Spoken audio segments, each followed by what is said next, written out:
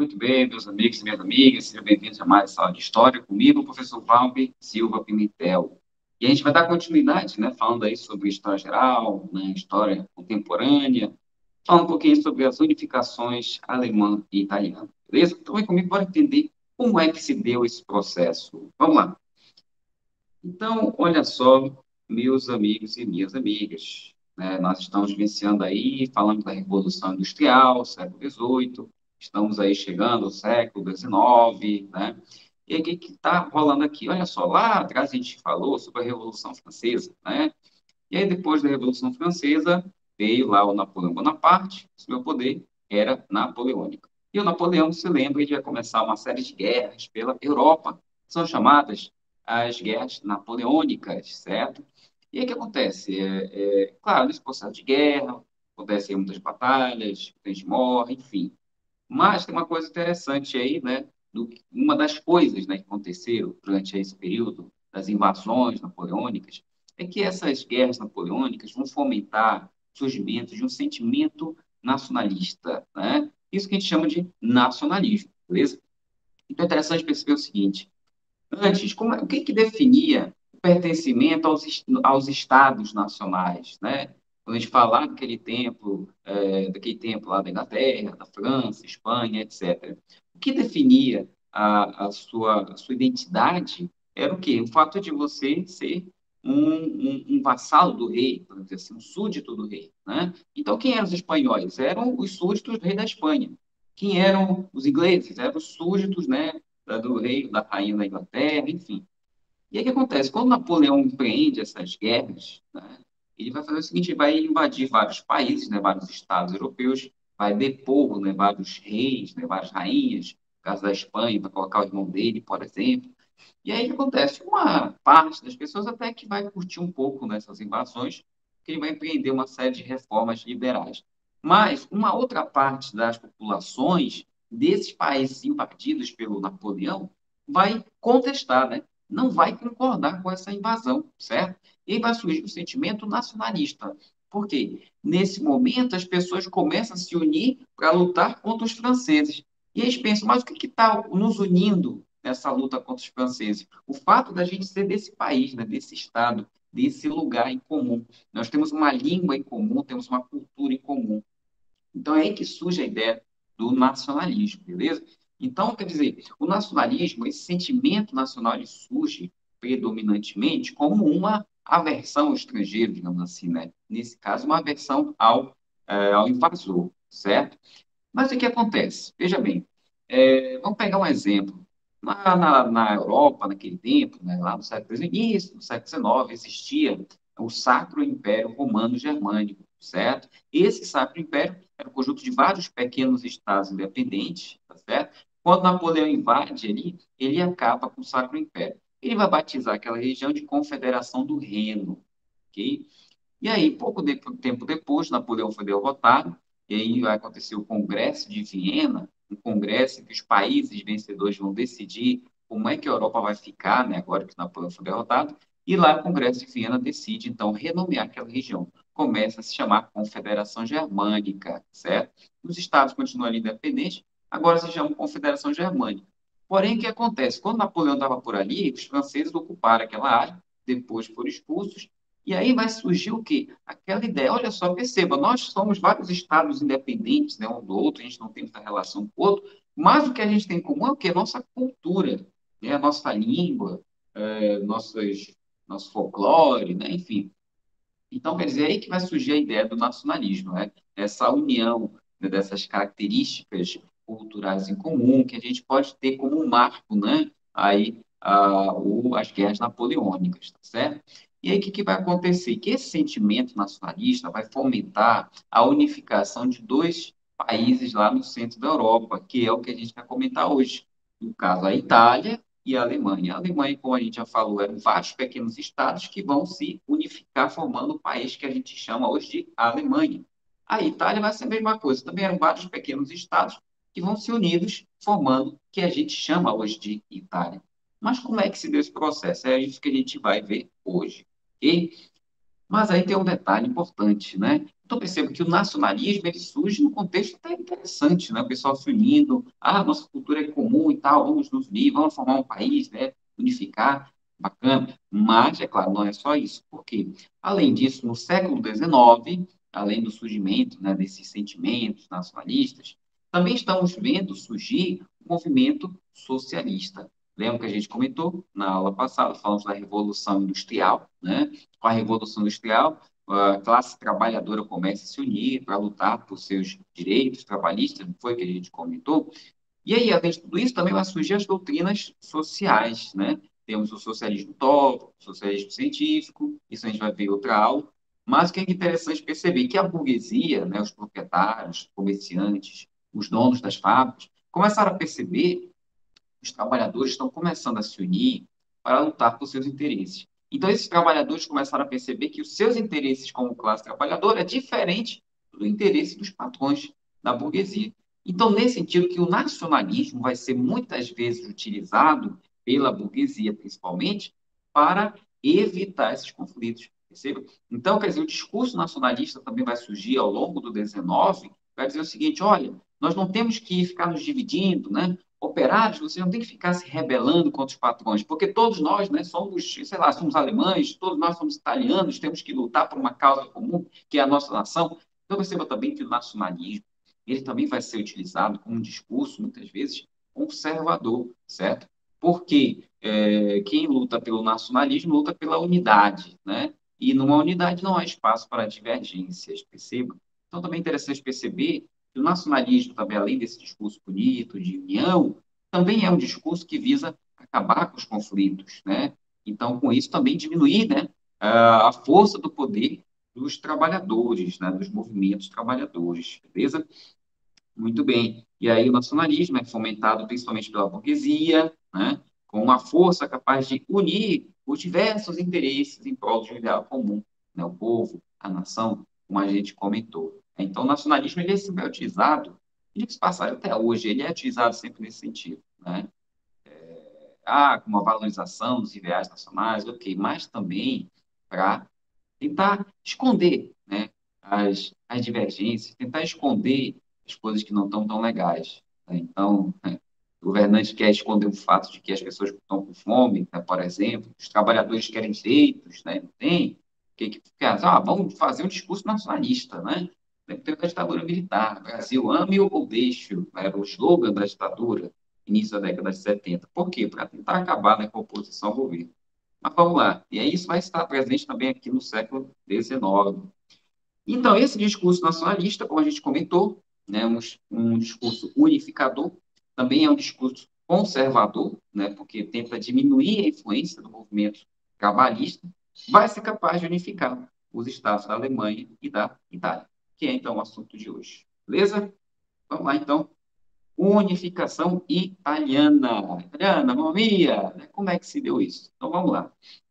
A unificação da Itália se deu na segunda metade do século XIX, beleza? Processo que a gente vai começar a ver, então, a partir de agora, sob a liderança do reino do Piemonte Sardenha. Então, olha só, minha gente, deixa eu passar aqui a tela, para eu voltar. Isso aqui era a Itália antes, olha só, vários pequenos estados, beleza? Independentes, Turim, Lombardia, Veneza, Parma, Florença, os estados pontifícios, Reino das Duas Sicílias, que é Piemonte, Sardenha, Corsa, enfim, era uma confusão, né? De vários estados. E o que acontece? Qual vai ser o estado, desses vários estados que existiam, qual vai ser o estado que vai assumir a liderança do processo de unificação? O reino do Piemonte e Sardenha, que é o reino que fica aqui ao norte, beleza? E ao norte, Piemonte e Sardenha. Pega essa ilhazinha, né? Pega mais esse pedaço bem aqui. E esse aqui é um riffzinho que mostra, né, o estado aí se formando. Depois vai voltar para o início e vai dar para ver melhor. Então, perceba, o reino do Piemonte e Sardenha, do norte da Itália, vai assumir a liderança do processo de unificação. Beleza? Agora, por que, que o reino do Piemonte e Sardenha vai ter esses interesses? E vamos voltar aqui. Vou te ver de novo isso aqui. Por que, que o reino do Piemonte e Sardenha tem esse interesse? Porque o reino do norte do Piemonte e Sardenha era o estado mais industrializado. Lembra que a gente falou? Revolução Industrial, né? Então, a industrialização estava mais avançada onde? Lá no norte, ok? E aí, o fato da industrialização de estar mais avançada no norte vai fazer o quê? Vai mostrar para a burguesia do rei do Piemonte Sardenha, né, que havia necessidade de unificar o Estado. Para quê? Para ampliar o mercado consumidor. Percebe? Então, olha só, não adianta nada você ter uma fábrica, por exemplo, que fabrica canetas, se ninguém compra a sua caneta. Então, o que que você quer? Né? Você tem a fábrica, está produzindo, o que que você quer? Mercado consumidor, quer mais gente comprando. E aí o rei Piemonte de Sardenha percebeu o seguinte, olha, se a gente unificar a Itália, a gente amplia nosso mercado consumidor. E assim a gente, é claro, fica mais rico, percebe? Então, olha só, quem vai coordenar esse processo vai ser o reino mais rico, mais industrializado, o reino do norte. Okay? Na época, o rei era o rei Vítor Emanuel II, mas quem governava lá era o Camilo Benso, que era o conde de Cavour, okay? Que era esse sujeito bem aqui. Então, ele era o primeiro-ministro, certo? E é o conde de Cavour que vai coordenar o processo de unificação da Itália. Ok?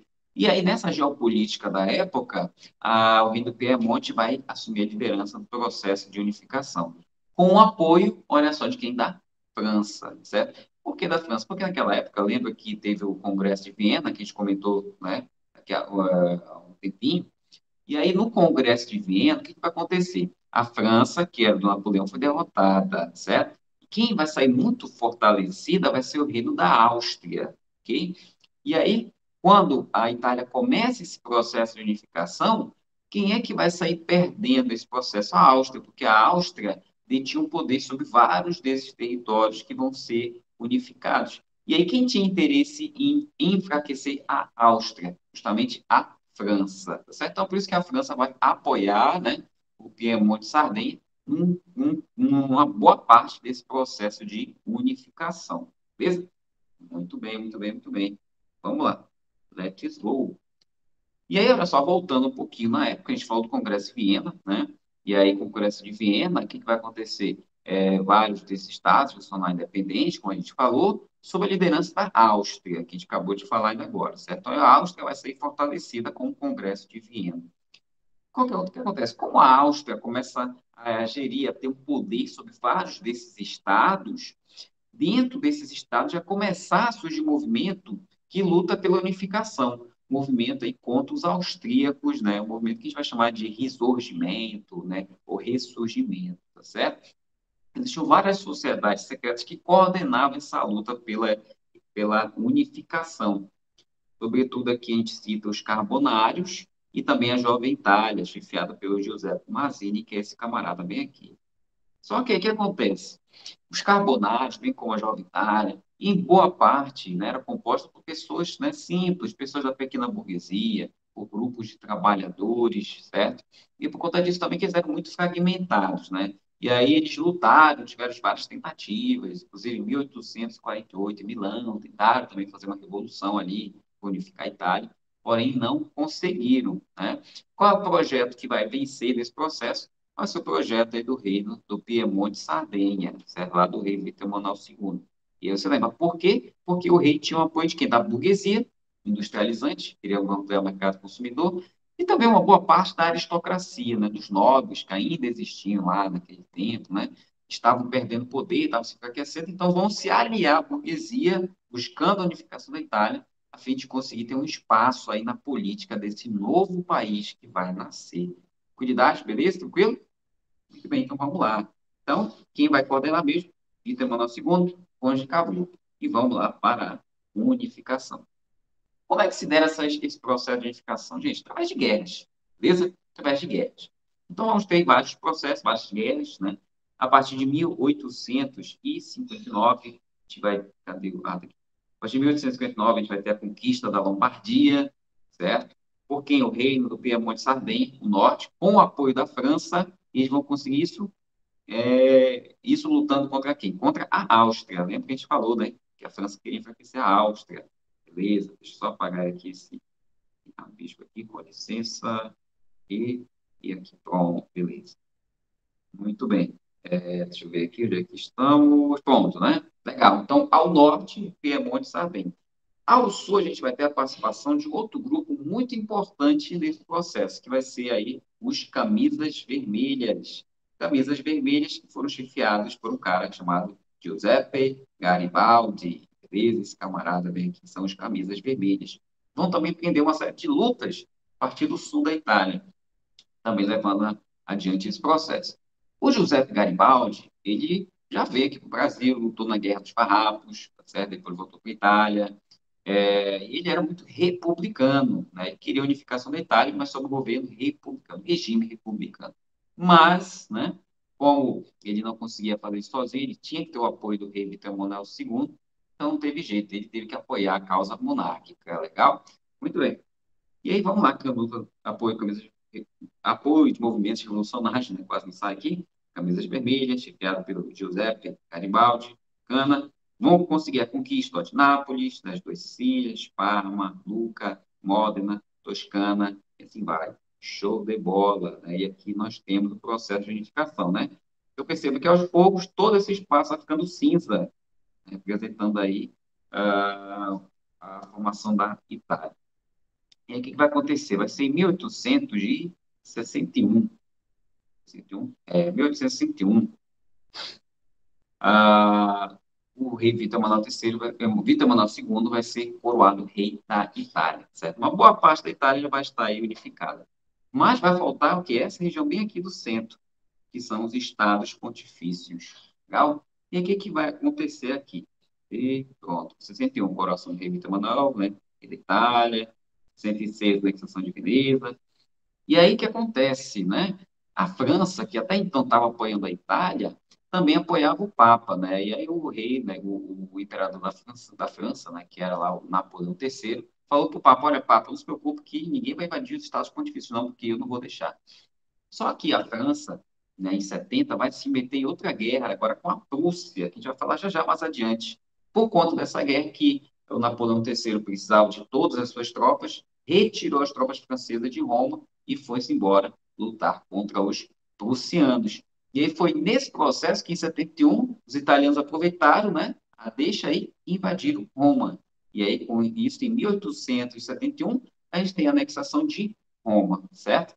E aí nós podemos dizer, né, que temos aí quase que concluído o processo de unificação. Por que quase? Porque ainda faltou aqui três regiões, né? Região do Trentino, da Istria, do Tirol, que foi denominada Itália Irredenta, certo? Por que irredenta? Porque essas regiões ainda ficaram sob o poder da Áustria.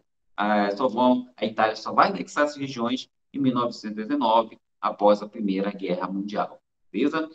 Tem mais uma questão também, além disso, né? Que a Igreja Católica não apoiou a unificação da Itália. Por que, que não apoiou a unificação da Itália? Porque, perceba, os estados pontifícios pertenciam à Igreja Católica. A cidade de Roma era governada pelo Papa. E como Roma agora foi tomada, agora é capital desse novo país chamado Itália, o Papa não aceitou perder o seu poder, né? Por conta disso que vai condenar a unificação da Itália. E aí vai surgir a chamada questão romana, beleza? Que vai ser nada mais, nada menos que a oposição da Igreja Católica à unificação. O Papa era o Papa Pio IX, e vai se decretar prisioneiro de Roma e não vai abençoar esse novo país. E, além disso, também podemos colocar outra causa, o fato de que a Itália vai se unificar, vai se tornar um país laico, e a Igreja Católica também não vai gostar nada disso, né? De ter um país laico aí, perder sua influência. Opa, isso não é nada bom. Por isso que a Igreja Católica não vai concordar com o processo de unificação. Isso só vai ser resolvido mais à frente, em 1929, com o Tratado de Latrão, lá quando Benito Mussolini assina um acordo, né, com a Igreja Católica, entregando à Igreja Católica o Estado Vaticano. Por isso que o Vaticano é o menor país do mundo, né? Basicamente, é um território dado para a Igreja Católica, para a Igreja, então, aceitar, né, assumir, governar, e assim deixar a Itália, né, ser unificada. Beleza? E aqui é uma chargezinha da época, né, dos jornais da época, mostrando Giuseppe Garibaldi ajudando, né, o rei Vítor Emanuel II com a unificação aí da Itália, né, a bota da Itália sendo calçada pelo rei Vítor Emanuel II. Opa! A Itália unificada, show de bola. Falta então agora só a segunda parte, que é a unificação da Alemanha. Então vamos lá entender o que está rolando aqui na Alemanha agora. Então, a Itália já unificada. Importante pensar fazer o seguinte, gente. Lembra que todo esse processo foi através de guerras. Por quê? Porque a Áustria não queria perder seus territórios, a Igreja Católica também não, obviamente. houve a anexação do Reino das Duas Sicílias, né? Não queria perder sua autonomia, óbvio. Mas também é interessante perceber que isso não quer dizer que toda a população também estava a fim de unificar, né? Então é interessante também que lá, assim como no Brasil, nós tivemos a formação do Estado, mas a nação italiana teve que ser um processo depois, porque muita gente também não concordou muito, estava muito afim, né, de fazer tudo só um país, né? Então, a formação da identidade italiana ainda vai levar um tempinho aí para se consolidar, certo? Algo parecido aqui com a Alemanha também, como a gente vai ver. Vamos lá, então, entender o que está rolando aqui. Unificação alemã também ocorreu aqui na segunda metade do século XIX, teve a liderança da Prússia, olha só, olha e perceba, assim como na Itália, aqui na Alemanha também vamos ter a liderança de um Estado, né, mais forte, mais industrializado, mais rico. Qual é o nome dele? Prússia, legal? Quem era o rei da Prússia? O rei Guilherme I. Só que o rei Guilherme, ele tinha também o apoio de um primeiro-ministro. Quem é esse primeiro-ministro? Otto von Bismarck, que vai ser aí o grande líder desse processo de unificação, que é esse velhinho bem aqui, beleza? Otto von Bismarck, representante dos Junkers, né? O Otto von Bismarck, ele era também da aristocracia alemã, nobre alemão, assim como lá o Conde Cavour. Então, aqui a gente vai ter também a liderança, né? Vamos ter aí a aliança dos nobres com a burguesia. A burguesia que queria ampliar também seu mercado consumidor, os nobres queriam ter um espaçozinho aí nessa política desse novo Estado, por isso que eles vão se aliar nesse processo de unificação. Legal? E aí, com essa estratégia, da mesma maneira, o nacionalismo empenhado aí com a prática militar. Também teremos várias guerras, e aqui também vamos ter, né, esse surgimento desse nacionalismo. Inclusive, a gente até colocou exemplo Napoleão, que vai acabar fomentando esse nacionalismo de uma maneira. Nós vamos ter a formação, então, dessa ideia, né, de povo alemão. Aqui é a representação de uma mulher, é chamada Germânia, seria, digamos, a personificação da Alemanha, ok? É que nem lá na moeda de R$ 1, você já viu que tem uma pessoa ali, né? As pessoas pensam que é um homem, aquilo é uma mulher, aquilo é a República, é mais ou menos a personificação do Brasil, que está lá na moeda de R$ 1. Você pega a moeda de R$ 1, depois dá uma olhada, lá é uma mulher aquilo, tá certo? Uma coroa de louros. E a República, que seria a personificação do Brasil. Então, na Alemanha, a gente tem a Germânia, legal? Muito bem. Depois comenta aí se você achou que se aquilo era um homem, né? Se você se enganou pensando que aquilo era um homem, né? Depois comenta aí, ou então se você já tinha sacado que era a República, que era uma mulher. Vamos lá, gente. Então, em 1806, temos a dissolução do Sacro Império Romano-Germânico pelo Napoleão, que a gente já até comentou no início da aula. Em 1815, já com a derrota de Napoleão, temos a formação da Confederação Germânica. Só passar aqui rapidão, olha só. A Alemanha também é nesse conjunto ó, de vários estados aqui. Esse aqui é a Prússia, legal? Prússia, né? Aqui é outros estados pequenos, Saxônia, Turingia, Baviera, Wittenberg, e assim vai embora. Então, são esses vários estados aí, essa confusão de estados, que vão se unificar formando a Alemanha. Deixa eu voltar. 1815, Confederação Germânica, sob a liderança da Áustria, perceba como a Áustria sai fortalecida do Congresso de Viena. Tinha um domínio sobre uma boa parte da Península Itálica, que a gente viu ainda agora, e a Áustria também tinha uma grande influência sobre a região da Confederação Germânica, né, graças ao Congresso de Viena. E aí acontece, a Prússia estava a fim de aumentar sua influência, né, tirar um pouco a influência austríaca, aumentar sua influência sobre a Confederação Germânica foi que a Prússia fez, criou em 1834 a Zollverein, certo? Aqui pode dizer Zollverein, né? Se quiser, mas se você quiser falar um pouquinho mais bonito, pode falar alemão, né? Zollverein, Zollverein, né? Então, o que foi a Zollverein? A União Alfandegária dos Estados Germânicos. Uma espécie de um acordo de livre comércio, vamos dizer assim, né? Então, esse Zollverein, liderado pela Prússia, certo? Era o que? Uma união desses Estados germânicos com acordos aí comerciais para eles venderem mercadorias e não ter muitos impostos. Basicamente é essa a ideia. E adivinha quem estava de fora da Zollverein? Sim, a Áustria, obviamente, porque a Prússia queria enfraquecer a Áustria, certo? Acompanhe então aí. Em 1848, vamos ter uma tentativa de unificação dos Estados germânicos, mas essa tentativa de 48 vai ter a participação ativa de movimentos de trabalhadores, né? Por conta disso, que não vai ter o apoio da burguesia, né? E eles vão ter uma grande repressão austríaca. A burguesia não quer trabalhador na frente, não. A burguesia que quer assumir esse processo. É o que vai acontecer agora com o Otto von Bismarck, ok? E aí, como a gente falou, como é que vai se dar esse processo de unificação? Através de guerras, obviamente. Então, vamos lá. Em 1864, vamos ter a Guerra dos Dois Ducados, beleza? E aí, qual o detalhe? A Prússia vai empreender uma guerra contra a Dinamarca, porque está interessada em duas regiões, dois ducados de lá, que era lá Hallstein e Schleswig, beleza? E aí, o que acontece? A Prússia vai empreender essa guerra contra a Dinamarca.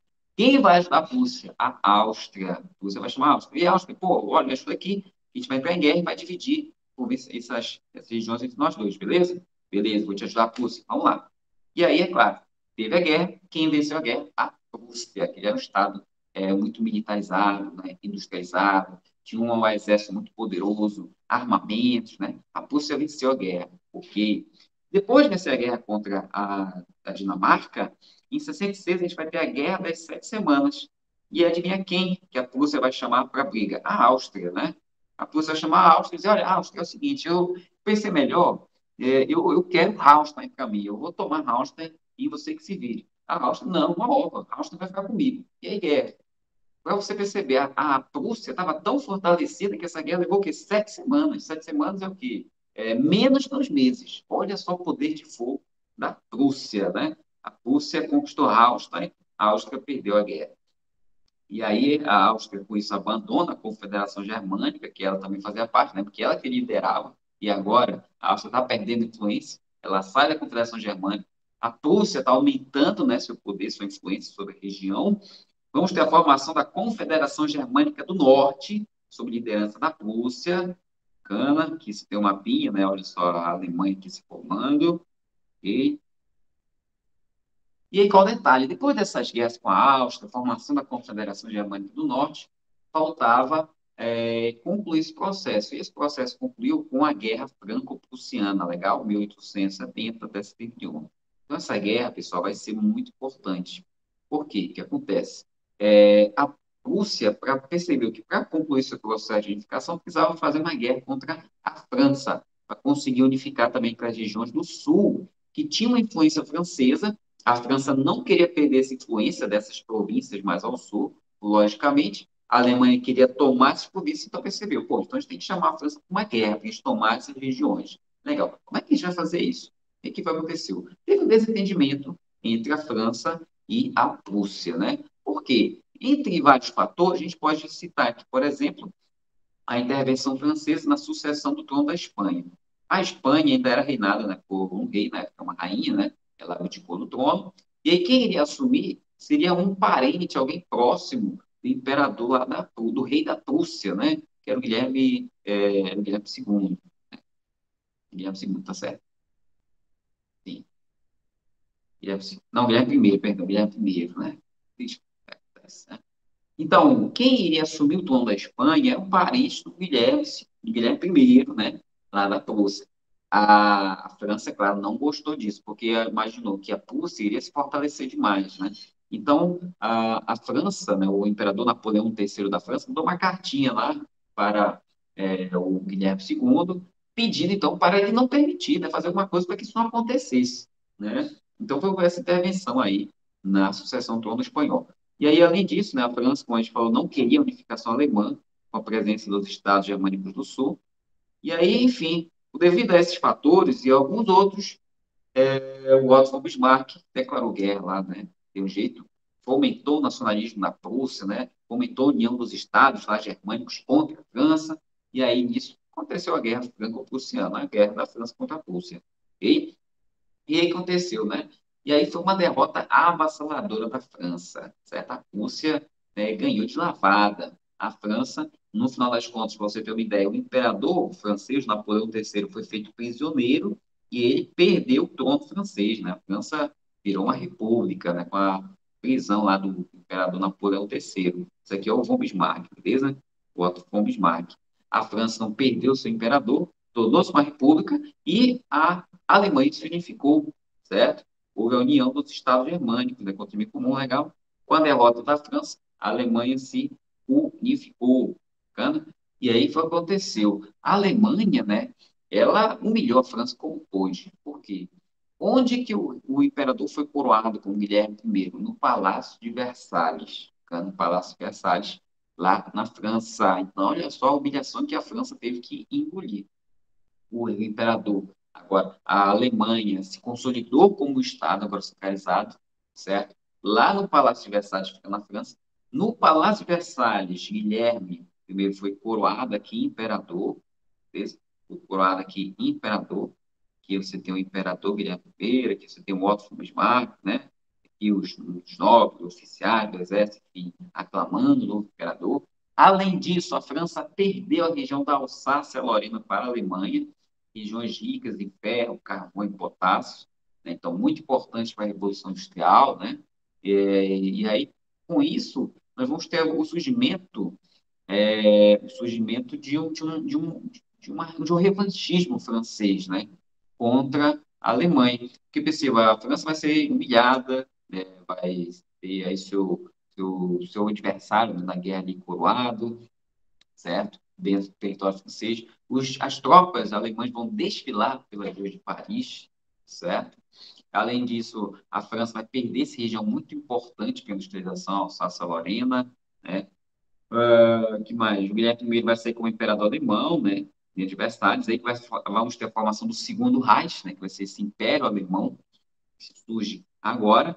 Temos a humilhação francesa e a consolidação da unificação alemã. E, é claro, devido a essa humilhação, a França vai fomentar o sentimento de revanches, que a gente vai chamar de revanchismo francês, que vai acabar levando lá à Primeira Guerra Mundial. A França vai querer uma revanche, vai querer agora se vingar da Alemanha, certo?